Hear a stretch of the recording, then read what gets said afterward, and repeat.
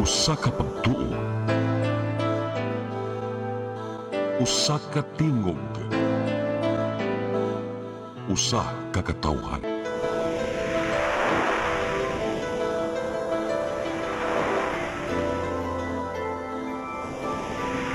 Cebu Catholic Television Network.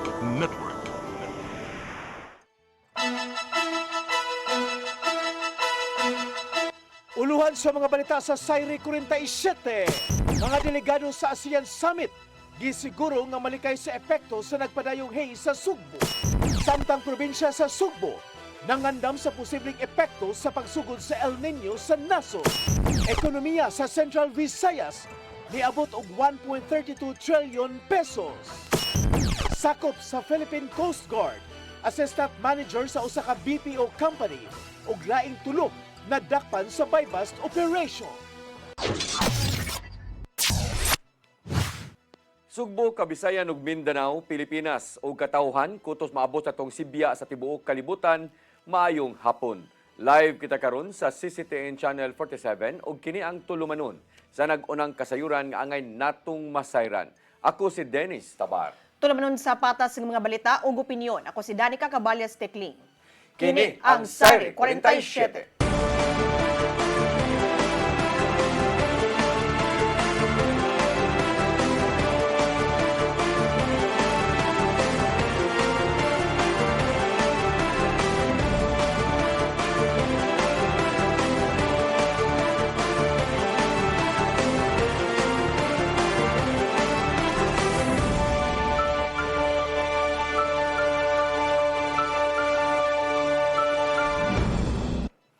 O karon sa kumpletong detalye sa atong mga balita, mga delegado sa ASEAN Summit gisiguro nga malikay sa epekto sa nagpadayon nga dinhi sa Sugbo. DNR EMB 7 nanawagan sa publiko sa dubling pag-amping ilabi na sa mga bata, idaran ug mga masakiton. Ang kasayuran ihatod ni RV Veloso. Dili dako ang kabalaka ang nasinating haze sa Sugbo bisan pa man sa pagbisita unya sa mga mosalmot sa ASEAN Summit karong Mayo. Kini mo gipibaw ni Jose Cleo Carey Collis sa Department of Environment and Natural Resources. Matod ni Collis nga gawas nga siguruhon sa komitiba sa ASEAN Summit ang seguridad sa mga delegado, gipasalig usab niya ang kaluwasan niini sa kalikupan. Iyang gipasabot nga dili angay nga kabalakan ang mga kalihukan nga himuon sanglit adto kini ipahigayon sulod sa hotel o baka sa meeting halls. Ang recommendation nato, no, first, delegates they stay indoor, indoor kay mas safer siya indoor kay na may filter niya itong mga aircon. Giabisuhan usab niini ang publiko nga magsulob gihapon og face mask aron nga maprotehian sa bisan unsang epekto sa kasamtangan sitwasyon. Base sa uhing datos sa Environmental Management Bureau kun EMB, nabantayan ang pagsaka sa pino nga particulate matter kun PM2.5 sa dakbayan sa Talisay. Nalakip sa nakatampo niini ang napundo nga hangin og local emissions nga makapaalerto ilabi na sa mga sensitive groups. Nasayran nga kung kining mga pollutants mahanggap ngadto sa baga ug dayon ngadto sa dugo, posible kining mahimong hinungdan sa asthma, chronic obstructive pulmonary disease kun COPD o baka heart disease. Sagad maapektuhan niini ang mga bata ug tiguang. Padayon nga panawagan sa DNR-EMB nga dublehon usab ang pag-amping sa lawas ilabi na ang pagsulob sa N95 o KN95 mask ilabi na sa mga vulnerable sector ug dunay gihambin nga mga sakit. RV Veloso, CCTN News. Heat break alang sa mga field personnel sa kagamahanan sa syudad sa Mandawi. Giduso subay sa grabing kainit sa panahon. Ang kasayuran hatod ni Mary Rose Sagarino. Planong ipatuman ang heat break alang sa mga empleyado sa kagamahanan sa syudad sa Mandawi nga anaa sa field o kadalanan, sama na lang sa mga traffic enforcers. Gisugyot nga hatagan og 30 minutos nga heat break ang mga field personnel aron makapahuway og mapalayo sa direktang init sa adlaw. Gisugyot sab nga ipatuman ang body system. Duha ka personnel ang magkuyog para adunay makapuli og magpadayon gihapon ang operasyon samtang magpahuway ang usa ka personnel. Tungod sa kainit ba, no? We don't know. Even the healthiest person nga ka-encounter og init sama karong panahon na vulnerable gid kayo sanan sa mga any untoward mga reaction sa lawas, no? That's why I encourage nga mohimo ta og guidelines to avoid those any untoward circumstances.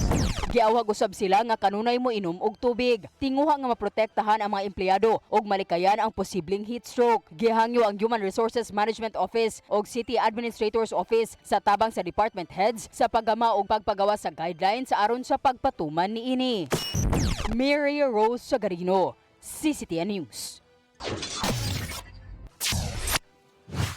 Kamahanan sa probinsya sa Sugbo nangandam na sa posibleng epekto sa pagsugod sa El Nino sa nasod. Pagtukod og reservoir o paggahin o ayuda sa apektadong sektor mo'y gilantaw karon nga alibyo sa gobernador. Ang kasayuran ihatod ni RV Veloso. Subay sa pagsugod na sa El Nino sa nasod, gipangandaman sa kagamahanan sa probinsya sa Sugbo ang mga epekto niini, ilabi na ang pagpadayon sa krisis ug pagnihit sa tubig. Si Cebu Governor Pamela Baricuatro nagkanayon nga usa ka challenging nga sitwasyon ang nagpadayong kainit nga posibleng makadaot unya sa mga pananom sa mga mag-uuma sa probinsya. Lakip sa gipangandaman niini mao ang maayuda alang sa mga apektadong sektor. Tungod sa posibleng pagnihit sa supply sa tubig, gitinguha usab ni Baricuatro ang pagpahimutang og reservoir nga makatabang sa panahon nga magnihit usab ang tubig. Matod ni Baricuatro nga duna na inisyal nga kasabutan ang sakop sa Regional Development Council kun RDC alang sa himuon nga reservoir o bakaha dam apan gikinahanglan nga mahuman. How I wish we had dams na atay reservoir of water so dako ta kay matabang karon no. So but unfortunately we just have to make do of what we have. Nasayran nga ni adtong Abril 22 mipasidaan ang Philippine Atmospheric Geophysical and Astronomical Services Administration kun pag-asa sa taas nga tsansa sa El Nino sa tunga-tunga sa Hunyo ngadto na sa Agosto o gipanglantawan nga mulanat pa kini hangtod sa sunod tuig. Ang El Nino o sa kini ka natural nga klima apan dili kini usual nga kondisyon sanglit mas init ang sea surface temperature hinungdan usab sa posibleng huwaw nga dala niini. Kalakip sa mga epekto niini ang pagnihit sa supply sa tubig, pagkaguba sa mga lagutmon ug uban pang mga pananom, mas taas nga tsansa sa sunog ug uban pang dili maayong epekto sa panglawas. RV Veloso, CCTN News. Sugbo andam na aron hangpon ang mga bot ng mga dagkong leader sa Southeast Asia atol sa ASEAN Leaders Summit karong Mayo. Adunay pagdepensa ang mga opisyal sa pagbutang og welcome tarpaulins duol sa Pasil area. Ang kasayuran hato ni Gian Navarro. Tulo ka semana na lang ang nahabilin og mahitabo na ang Association of Southeast Asian Nations kun ASEAN Leaders Summit dinhi sa Sugbo. Gipakita sa mga dagkong opisyal sa Sugbo ang kaandam sa paghangop sa mga dagkong leader gikan sa Southeast Asia, gikan sa ipatumang hugot nga seguridad hangtod na sa pagpanindot na sa palibot. Matod sa nangulo sa organizing committee nga si Cebu Governor Pamela Baricuatro nga 80% ng andam ang security measures aron magpabiling luwas ang mga dagkong kalihukan gikan Mayo 7 hangtod 8. Nakaredy na usab ang mga emergency responders, disaster ug medical teams aron pagtubag kung adunay tabangonon sa palibot. We are in Cebu, we are ready, but this is a national event also, no? So we're just supporting and augmenting the preparations that they're doing. But as far as Cebu is concerned, Mandawi is concerned, Cebu City is concerned, as what Mayor Nestor said earlier, we are ready. Walay puas ang mga LGU sa Cebu Tri-Cities sa pagpanindot pa sa palibot sa higayong mangagi na ang mga delegado sa gawas. Gikan kini sa pagpabutang og mga suga sa dalan, pagpaayos sa mga karsada ug uban pa. Isiguro usab nila nga maayo ang dagan sa trapiko ato sa ASEAN Week. Kami dinhi or kita dinhi sa siyudad sa Sugbo, it's more or less murag backup lang. But in any case, if there are plans of the delegates to go to Cebu City, it will pass through actually CCLX. Atong gihangyo sila magpinabangay lang ta to repaint kaning mga walls na kaning daghan kayong vandal go because this was noted by the DOT during the ATF katong ASEAN Tourism Forum go. So amo na siyang hinay-hinay. Samtang mipahimangno ang Lapu-Lapu City Government sa ipatumang road closure sa higayong mangagi ang mga dagkong leader sa mga national roads ug uban pa. Yes, we prepare the people and then we capacitate them, we provided them with necessary things so that when that summit comes, di sila mo reklamo, they are prepared. Their part sa among giingon nga gracious host. Lakim sa gihimong beautification ang pagbutang og welcome tarpaulins sa South Road property sa Dakbayan sa Sugbo, ilabi na sa habig sa Pasil area. Mismong ang mga sakop sa Department of Public Works and Highway 7 ang mangunay sa pagtaod sa mga tarpaulin. Tungod dinhi nagpanagang ng daan ang DPWH 7 o mga opisyal dinhi sa Sugbo sa mamahimong pagsaway nganong tabunan man ang tinuod nga kahimtang sa Sugbo nga sama sa gibuhat yatong Enero. Matod sa Regional Director nilang si Engineer Simon Arias, nga igo lang gitabunan ang kahugaw nga binuhatan sa mga nanimuyo.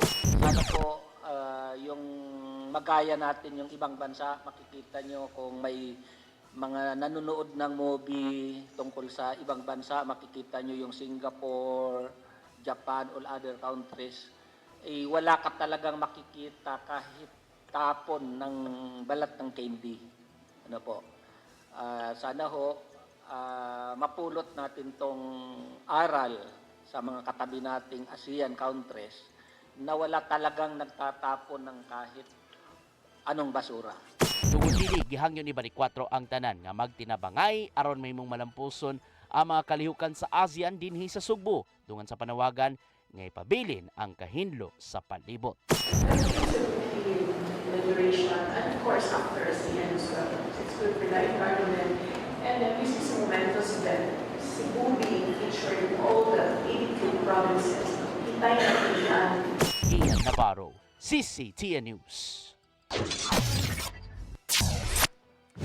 Syudad sa Mandawi nangandam na alang sa umabot nga ASEAN Summit din moabot sa kapin 500 ka mga pulis ang ipakatap sa agianan sa mga delegado. Ang kasayuran ihatod ni Mary Rose Sagarino. Matod ni Police Colonel Cirelo Acosta Jr., ang direktor sa Mandawi City Police Office nga nagkadaayang meeting ang gipahigayon alang sa pag-andam sa umaabot nga ASEAN Summit karong Mayo. Moabot sa 500 ka mga pulis ang ipakatap sa MCPO sa Mactan Cebu Bridge o kagianan gikan sa syudad sa Lapu-Lapu paingon sa Cebu City. Matod ni Acosta nga walay nakaschedule nga kalihukan sa Mandawi apan andam sila sa pag-agi o baka pagbisita sa pamilya sa ubang delegado. But we are prepared, especially ang ceremonial routes. We have already prepared, nakalatag na atong mga security as early as actually in fact the other day nag-conference on this so that matanaw ang mga preparations for this, and we are now ready. Magpadausab og puwersa ang Mandawi Police ngadto sa Lapu-Lapu City pagsiguro sa kahapsay ug kalinaw. Ipahigayon ang ASEAN Summit karong Mayo 7 ug 8 nga tambungan sa mga lider sa nasod sa Southeast Asia. Ang meeting ipahigayon sa syudad sa Lapu-Lapu ug Cebu City. Gawas sa pagpangandam sa seguridad, nangandam usab ang Mandawi sa pagpanindot sa agianan, pader kilid sa dan ug pagpasuga sa mga poste. Mary Rose Sagarino, CCTN News.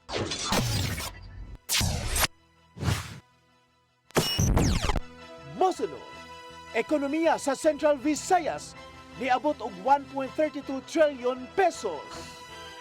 Kana og daghan pa mga balita sa pagbalik sa Sayri 47.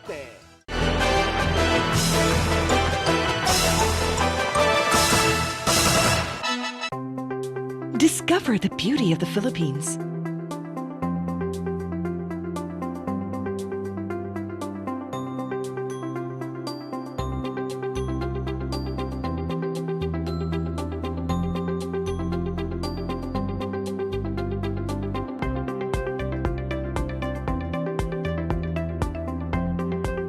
With Philippine Airlines, the country's flag carrier.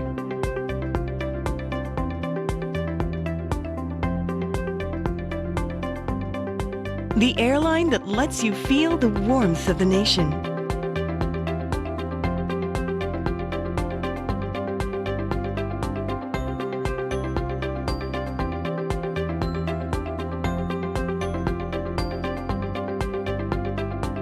Mabuhay!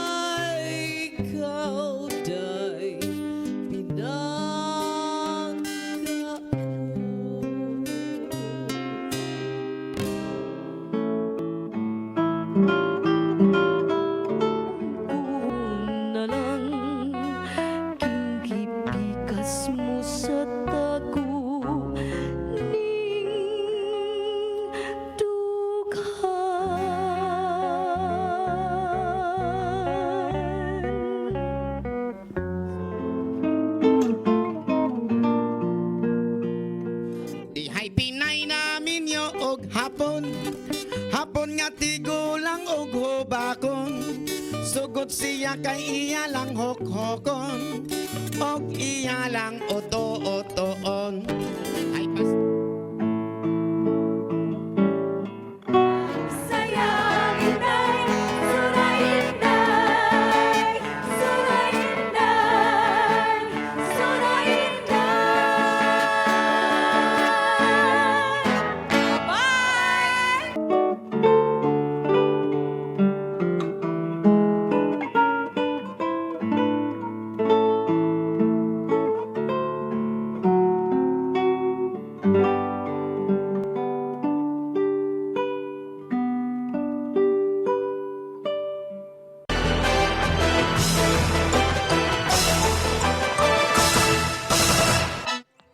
Balik sa ato mga balita, ekonomiya sa Central Visayas niabot na og gatop a 1.32 trillion pesos.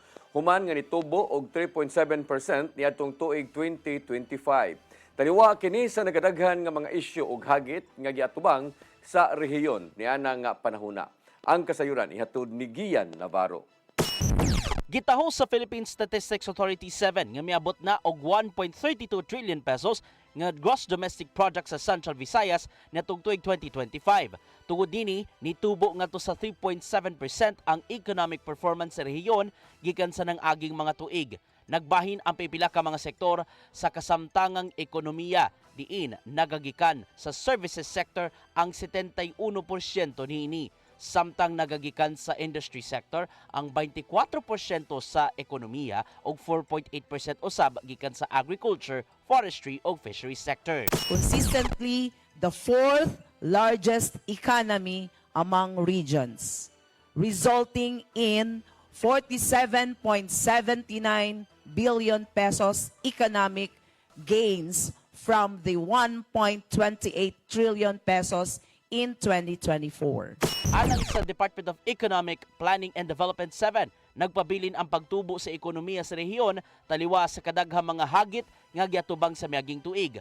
Apil nini ang pagbuto sa flood control scandal sa gobyerno, hinay nga tourist arrivals og mga katalagman sama sa linog ug bagyo. With extreme weather conditions becoming more frequent due to climate change, the region should build its climate resilience so that it can recover faster after disasters. Strategies include prohibiting new physical developments such as housing, utilities, and critical facilities like hospitals and evacuation centers in high-risk areas. Gilauman ng daan sa mga opisyal ang posibleng pagkanaog o dibaka hinay nga tubo sa ekonomiya karong tuiga tungod sa nagpadayong global fuel crisis. Apan dako ang kumpiyansa nga makabawi ra kadugayan ang mga apektadong sektor. Kay alang kanila, temporaryo lang ang maong kagubot. We've experienced after the pandemic, we've experienced also typhoon in 2021, and then also in 2022, we also experienced the same global crisis, particularly on the fuel. Ngayon, DPOIT, what's the forecast? Medyo slow down pa din ang forecast for the BPOIT in terms of official office space leases. Kasi kadamihan po sa kanila, nag-o-opt sila ng smaller spaces kasi work from home na din ngayon ang BPOIT. Gian Navarro, CCTN News. Desisyon bahin sa jurisdiction sa International Criminal Court sa kasong giatubang ni kanhi Presidente Rodrigo Duterte gilauman ang daan sa habig sa depensa. Maong gilagway ni Attorney Nicholas Kaufman nga nakadakop og dako ang ICC tungod sa giatubang nilang suliran. Ang kasayuran hatod pagbalik ni Gian Navarro. Wala ra na sorpresa ang defense panel sa desisyon gikan sa International Criminal Court nga nagpalig-on sa iyang jurisdiction aron hukman ang kasong crimes against humanity batok ti kanhi Presidente Rodrigo Duterte. Matod sa lead defense counsel nilang si Nicholas Kaufman, nga gilauman ng daan sukad pa sa miaging adlaw ang nahimong desisyon gikan sa ICC Appeals Chamber. May numdumang gibasura sa Appeals Chamber ang upat ka mga grounds sa nahimong pag-apelar sa kanhi presidente nga si Duterte bahin sa gimong investigasyon sa mga gipampatay atol sa iyang dugoong kampanya batok illegal nga droga sa una. Gipasabot ng daan ni Kaufman si Duterte nga di magpalabi og laom nga mopabor unta kaniya ang ruling bahin sa pagkwestiyon sa jurisdiction. may numdumang gidakop ang kanhi presidente niadto Marso 2025 tungod lang sa mong salaod. Mong nakita ni Kaufman nga nakadakop og dako-dako ang ICC kay matud pa adunay giatubang nga dakong suliran kun existential crisis ang maong institusyon. Suma pa sa abogado ni Duterte nga nahulga ang ICC sa mga sanctions gikan sa Estados Unidos. And the reason why I said that was because, you know, the court is at the present moment in time in existential crisis, what with the threat of sanctions from the United States. It's got a chief prosecutor who's currently embattled and embroiled in allegations of sexual misconduct. He's trying to fight his way back to this court, and half his own office don't want him back here. And what would the practical effect of this decision today have been if it had gone our way?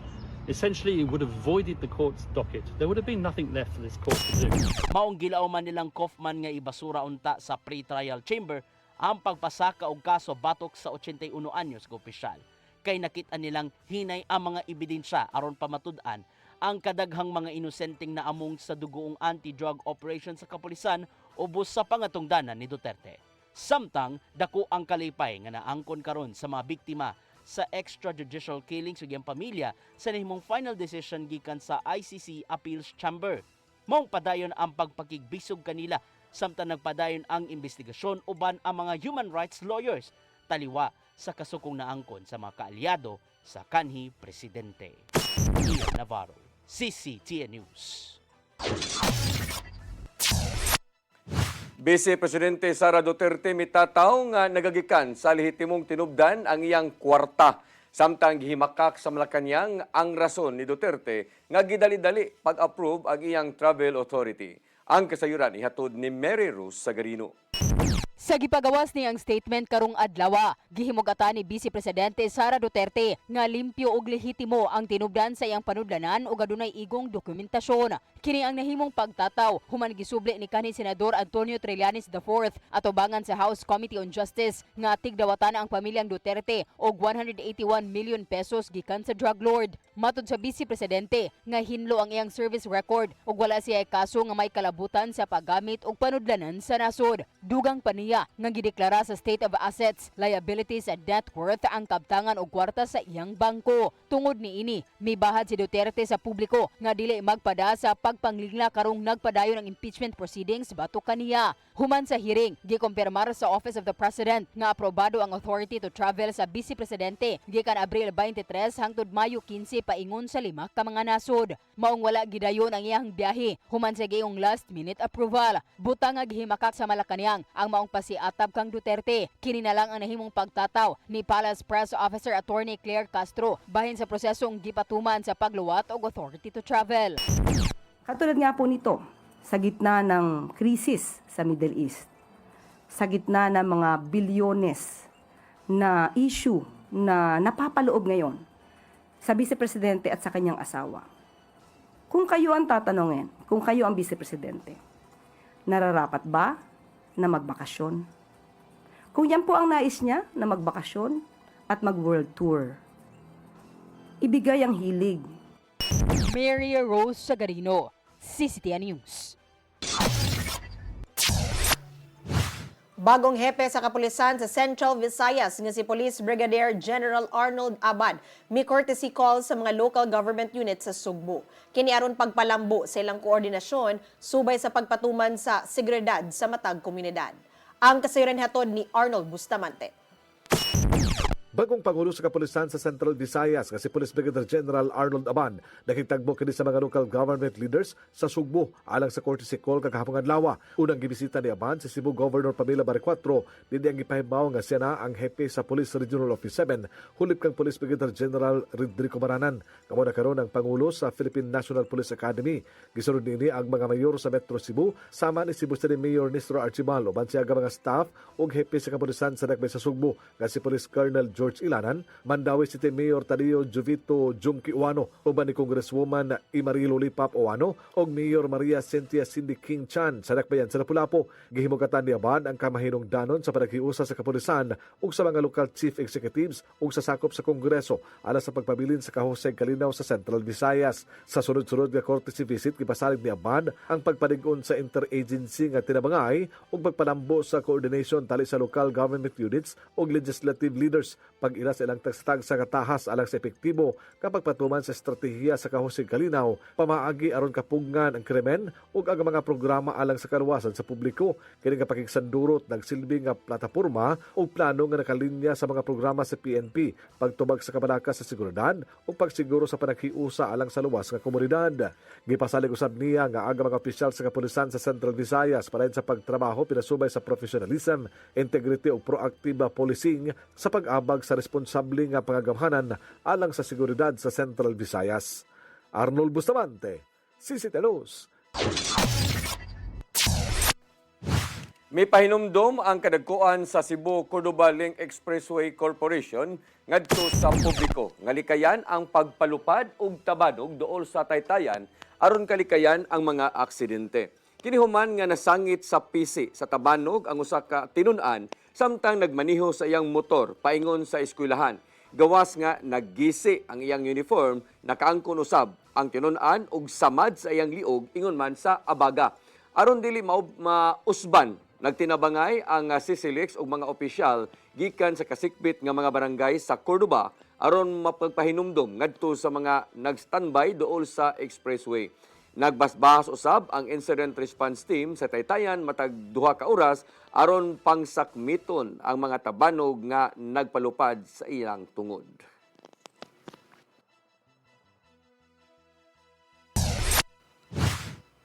Tulo ang nadakpan tungod sa pagpangawat og water meters gikan sa Metropolitan Cebu Water District sa Barangay San Vicente, lungsod sa Liloan. Nasiko pa to sa operasyon ni atong Abril 11 silang Raymond Gomez, Roel Monesterio ug Gerard Damiles human gireklamong nagtangtang sa duha ka metrosan sa tubig.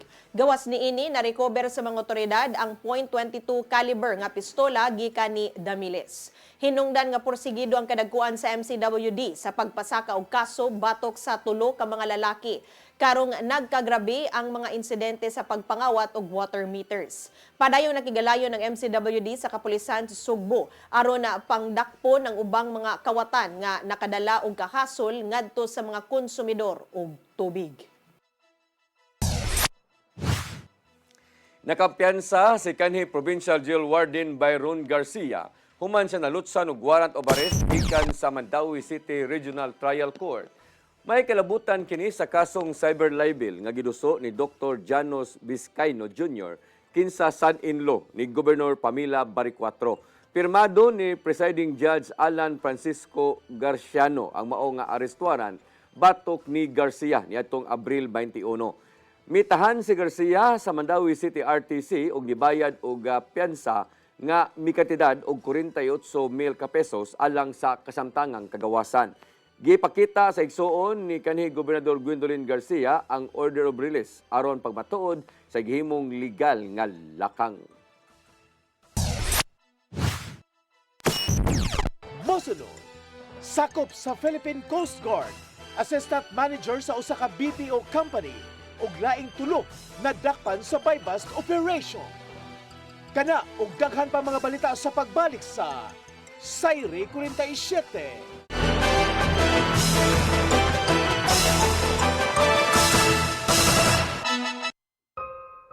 Di siya ko mutuog na Ginoo. Pero magulo ng bata da. Nangita lagi ni gatas. Kasabot ka akong ipakuha.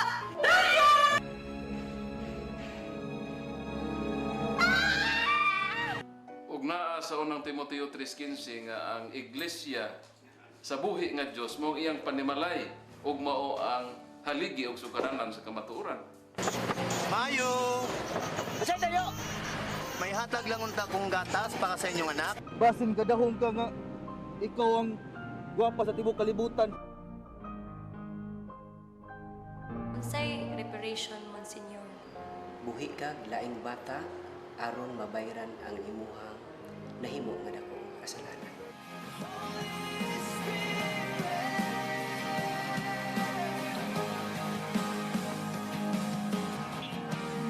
Daghan ka nato ang nagduda kung doon na bagay Ginoo o wala. Apan ang Biblia nag-ingon nga atong dawaton pinagi sa pagtuo ang kamaturan nga doon ay Ginoo. Sa Hebreo 11:6 nag-ingon walay makapahimot sa Dios kung walay pagtuo. I came for you. I came for you. Holy Spirit.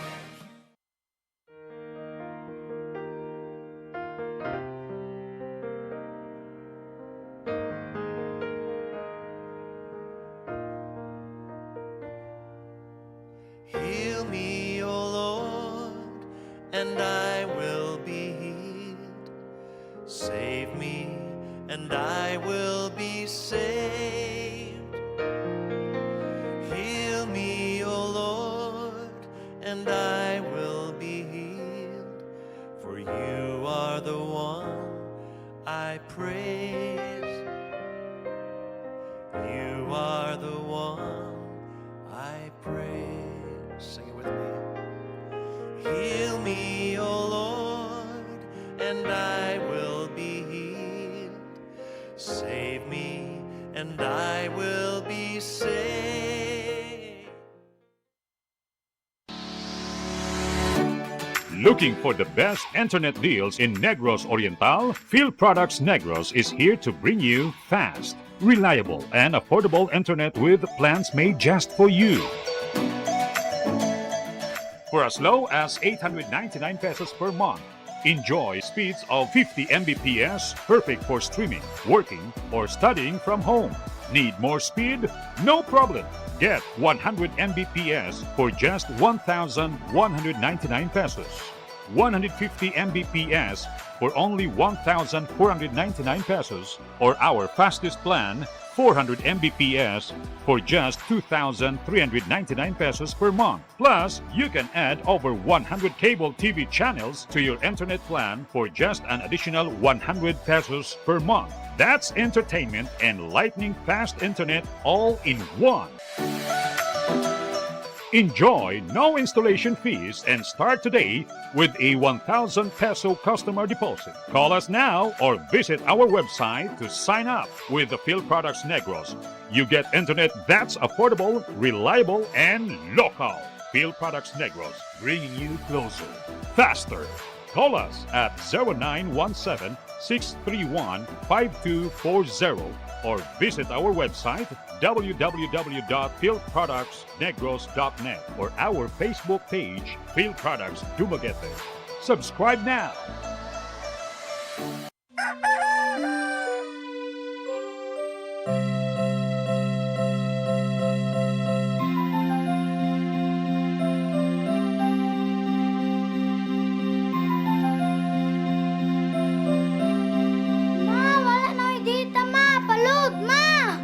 Sorry ma'am, na-late ko. Nangita pa mong ko para internet sa kong anak, ma'am. Ay, wala na yung problema. Pag-sinisibu! Sinisibu, sinisibu. For your internet connection, And for the signal of your cable TV. so fast and straight, the transmission to your home. Sinisibu! Sinisibu, sinisibu. Offers you to have fiber optics. For your viewing experience, perfect and clear, so fast. So great and affordable for you to enjoy. Sinisibu. Sinisibu Television Network Incorporated offers fiber to the home broadband internet bundled with fiber to the home cable TV connection. Sinisibu Television Network Incorporated with its operation in Metro Cebu and the whole province of Cebu soon. And affordable for you to enjoy. Sinisibu!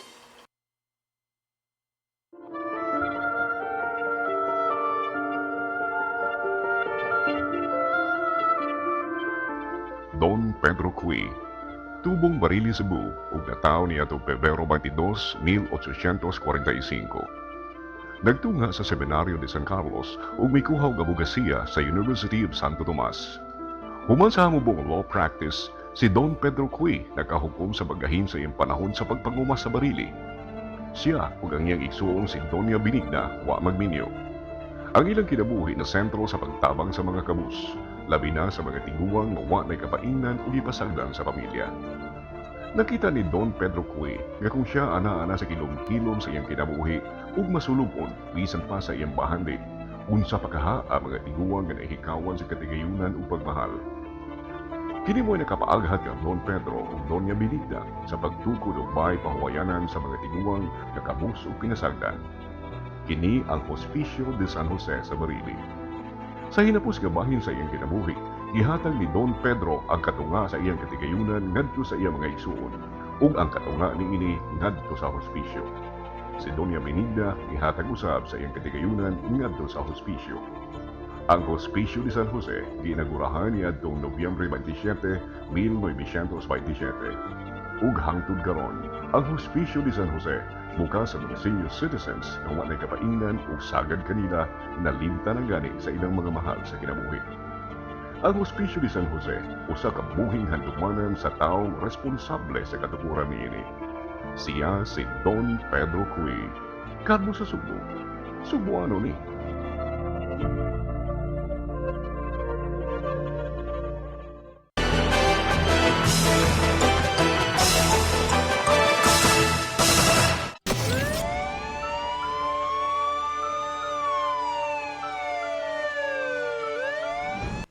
Balik sa ato mga balita, sakop sa Philippine Coast Guard, Assistant Manager ug usa ka BPO company, sa usa ka BPO company og laing tulo ang nadakpan sa buy-bust operation sa PDEA 7. Sa usa ka drug den nga diha sa may Pungtod, Alaska, Mambaling ning dakbayan sa Sugbo. Ang kasayuran ihatod ni Arnold Bustamante.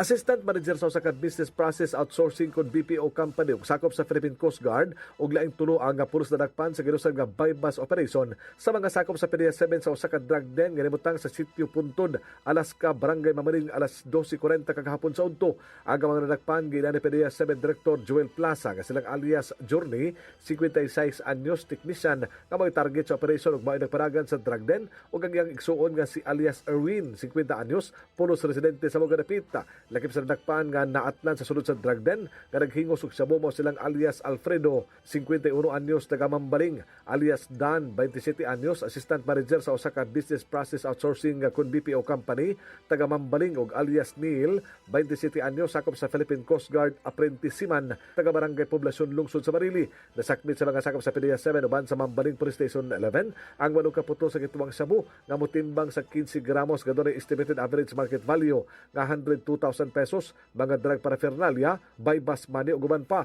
Ang mga nakuhang ebidensya ginuso na kini sa PDEA 7 Regional Office Laboratory samtang ang mga suspitsado kasamtangan nga gibalhog sa PDEA 7 Detention Facility. Mato ni Lea Alcantara, Information Officer sa PDEA 7, kaduha ka semana nila nga gipaubos sa case build-up ang ilang target human madawat ang impormasyon gikan sa usa ka kasaligang tinubdan. Dugang ni Alcantara nga si alias Journey og ang ihang manghod makabaligya kining 30 gramos ka sabu matag semana. Si Journey nadakpanan itong 2023 human makuhaan og illegal nga drugas ug naka-bail alang sa iyang temporaryong kagawasan. Arnold Bustamante, CCTV News. Duha ang nakalas human makabangga ang duha ka motorsiklo nga dunay mga angkas kagabi sa Provincial Road, Barangay Giloktog, Lungsod sa Barili. Ang mga nakalas mao silang Edward Fernandez Cañete, 36, taga Barangay San Rafael, Lungsod sa Barili, ug Celso Cabalida Caberiana, 43, taga Barangay Giloktog, Lungsod sa Barili. Sa investigasyon sa Barili Municipal Police Station nga nagdagan ang duha ka motorsiklo sa managlahi nga direksyon. Ang Honda Wave nga gimaneho Cañete paingon sa Barangay Hapitan nga dunay mga angkas nga silang Kent Vincent Marie Montemayor, 28, taga Barangay Hapitan, ug Sermel Genteroni Cebala, 46, taga Barangay San Rafael. Samtang ang rusi nga motorsiklo nga gimaneho ni Caberiana paingon kini sa Giloktog ug dunay angkas nga si Gelmar Bayer Ugaob, 50, taga Barangay Kagay, Barili. Pagabot sa maong dapit, ang rusing nga motor ang mikawat niya sa dalan nga gisubay sa Honda Wave nga iyang gikasugat nga miresulta sa ilang panagbangga.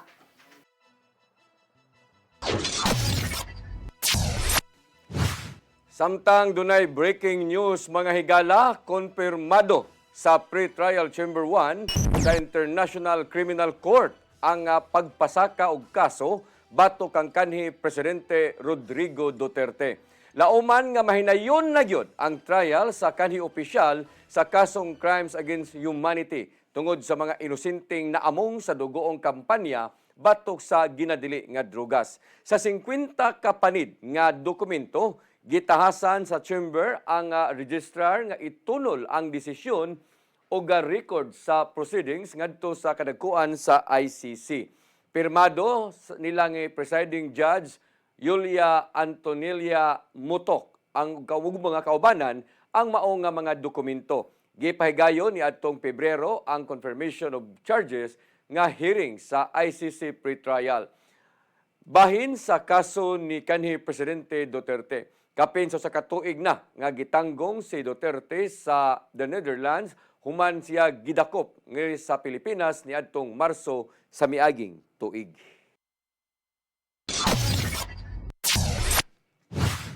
Mao kadto naglangkob sa atong mga balita sa Sayre 47. Ako si Dennis Tabar. Ako si Danica Caballes Tikling. Hangtod ugma sa inyong paboritong tulumanon. Sayre 47.